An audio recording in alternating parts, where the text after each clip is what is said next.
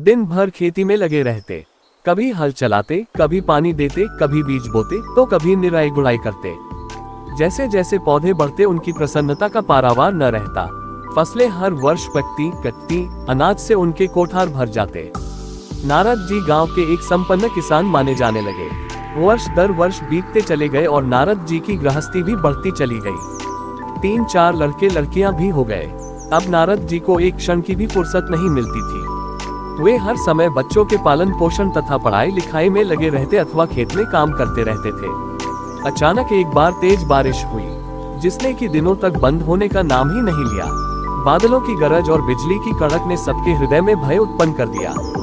मूसलाधार वर्षा ने गांव के पास बहने वाली नदी में बाढ़ की स्थिति पैदा कर दी। चारों ओर पानी ही पानी फैला गया।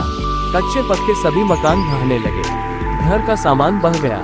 पशु भी डूब गए। उनके व्यक्ति मर गए।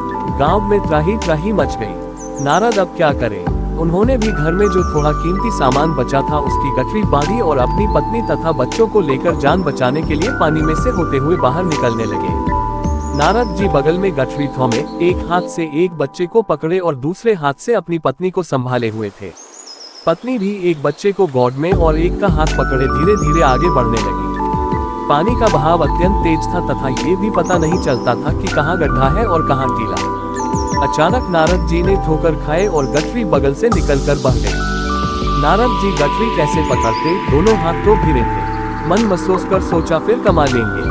कुछ दूर जाने पर पत्नी एक गड्ढे में गिर पड़ी और गोद का बच्चा छूटकर बह गया। पत्नी बहुत रोई, लेकिन क्या हो सकता था। धीरे धीरे और 2 बच्चे भी पानी में बह गए। उन्होंने बहुत कोशिश की बचाने की, लेकिन कुछ न हो सका। दोनों पति पत्नी बड़े दुखी, रोते कलपते, एक दूसरे को सांत्वना देते कोई ऊंची जगह ढूंढते रहे। एक जगह आगे चलकर दोनों एक गड्ढे में समा गए। नारद जी तो किसी प्रकार गड्ढे में से निकल आए, मगर उनकी पत्नी का पता कहीं नहीं चला। बहुत देर तक नारद जी उसे इधर उधर दूर दूर तक ढूंढते रहे, लेकिन व्यर्थ रोते रहे। उनका बुरा हाल था। हृदय पत्नी और बच्चों को याद कर करके फटा जा रहा था। उनकी तो सारी गृहस्थी उजड़ गई थी। बेचारे क्या करें, किसे कौन से अपने भाग्य को या भगवान को। भगवान का ध्यान आते ही नारद जी के मस्तिष्क में प्रकाश फैल गया और पुरानी सारी बातें याद आ गईं। वे किस लिए आए थे और कहाँ आ गए? ओहो, भगवान विष्णु तो उनकी प्रतीक्षा कर रहे होंगे। वे तो उनके लिए जल लेने आए थे और यहाँ गृहस्थी बसाकर बैठ गए। वर्षों बीत गए गृहस्थी को बसने में और फिर सब नष्ट हो गया। क्या भगवान अब भी मेरी प्रतीक्षा में उसी वृक्ष के नीचे बैठे होंगे? ये सोचते ही बाढ़ नदारद हो गई। गांव अंतर्धान हो गया। वे तो घने वन में खड़े थे। नारद जी पछताते और शर्माते हुए दौड़े। देखा कुछ ही दूर पर उसी वृक्ष के नीचे भगवान लेते हैं।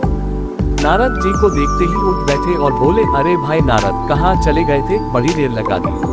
पानी लाए या नहीं? नारद जी भगवान के चरण पकड़कर बैठ गए और लगे अश्रु बहाने।